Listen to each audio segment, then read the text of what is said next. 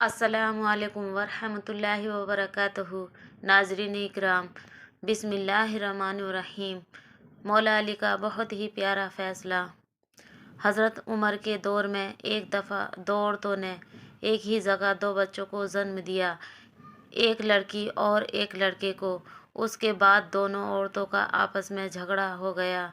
इस बात पर था कि एक औरत कहती थी लड़का मेरा है और दूसरी कहती थी लड़की तुम्हारी है। दूसरी कहती थी नहीं, लड़का मेरा है और लड़की तुम्हारी है। लोगों ने जब उनका झगड़ा देखा तो उन दोनों औरतों को हज़रत उमर के पास ले गए और सारा किस्सा बताया और कहा आप इनमें ठीक फैसला कर दें। हज़रत उमर ने कहा हज़रत अली को बुलाया जाए, वही इनका ठीक फैसला कर सकते हैं।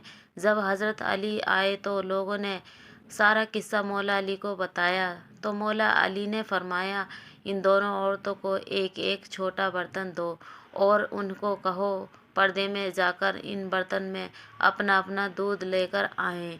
जब उन औरतों ने दूध लाकर दिया तो मौला अली ने फरमाया कि एक मीज़ान यानी तराजू लाया जाए। जब मीज़ान लाया गया तो मौला अली ने उस मीज़ान पर दोनों औरतों का दूध रखा कर तोला तो एक का वज़न कम था, दूसरे का ज़्यादा। मौला अली ने फरमाया कि जिसका दूध का वज़न ज़्यादा है उसका लड़का है और जिसका दूध का वज़न कम है उसकी लड़की है। ये देखकर लोगों ने कहा या अली, आपने ये फ़ैसला कहाँ से और कैसे किया है? मौला अली ने फरमाया कुरान में से सब लोगों ने अपने अपने घरों में जाकर कुरान खोलकर देखने लग गए। कहाँ लिखा है दूध वाला किस्सा।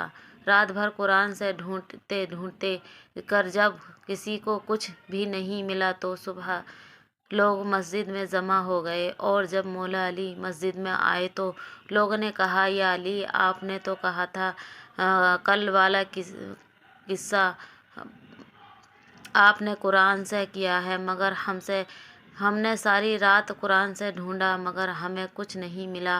मौला अली ने फरमाया क्या कुरान में तुमने वो आयत नहीं पढ़ी कि मर्दों का हिस्सा औरतों से 2 गुना होता है? सब ने कहा हाँ, ये आयत तो हाँ है।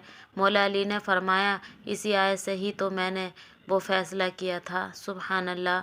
ऐसी ही मज़ीद वीडियो देखने के लिए हमारे चैनल को सब्सक्राइब कर लें, वीडियो को लाइक शेयर कर दें।